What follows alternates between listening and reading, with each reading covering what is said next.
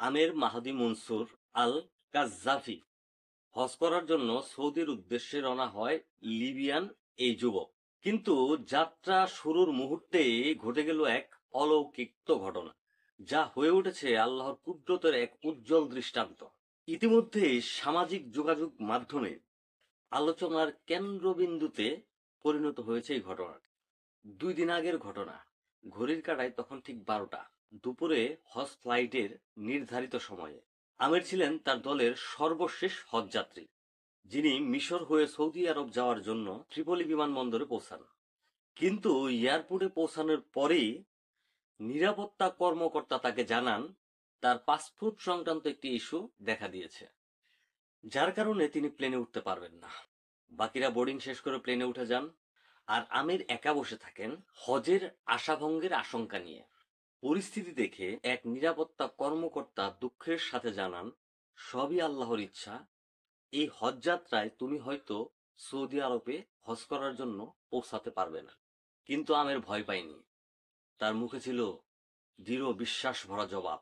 তিনি বললেন, ইনশাল্লাহ প্লেনটি উড়বে না, আবার আসবে। আমার নিয়ত হজ করা, আমি অবশ্যই যাব ইনশাল্লাহ। প্রবল বিশ্বাসের সঙ্গে তার দেওয়া জবাবের কিছুক্ষণ পরেই ঘটে যায় প্রথম বিস্ময়।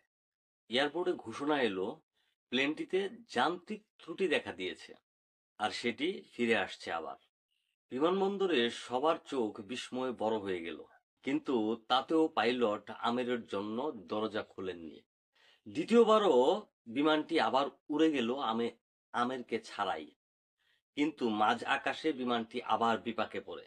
এবার মৌসুমী ঝড়ো হওয়ার কারণে বিপাকে বিমান আবারও ফিরে আসে। তখন পাইলট নিজেই বলেন, আল্লাহর কসম, আমি আর উড়ব না যতক্ষণ না আমির প্লেনে উঠে। অতঃপর বিমানের দরজা খুলে দেওয়া হয় শুধু আমিরের জন্য, আর তিনি উঠে পড়েন সেই বিমানে। সৌদি পৌঁছে আমির মাহদী মনসুর কাজ্জাফি নামের ভাগ্যবান সেই যুবক। এই যুবক একটি ভিডিও বার্তায় বলেন, আমার আনন্দ ভাষায় প্রকাশযোগ্য নয়। আল্লাহ তার কুদরত দেখিয়েছেন। এখান থেকে আমরা শিক্ষা নিতে পারি যে ইসলামকে সঠিকভাবে কাজে লাগাইলে, ঈমান যদি দৃঢ় থাকে, আল্লাহর হুকুম, রসুলের সুন্নত যদি মেনে চলি, তাহলে সবই সম্ভব। তাই ভিডিওটি শেয়ার করব, আরো 10 জনকে দেখার সুযোগ করে দিব, এবং এই ভিডিওটি দেখে যদি একটি মাত্র লোকও একটি শিক্ষা নেয়, তাহলেই সার্থকতা। আর সবাই আল্লাহর হুকুম ও রসুলের সুন্নত অনুযায়ী চলার চেষ্টা করব। ধন্যবাদ।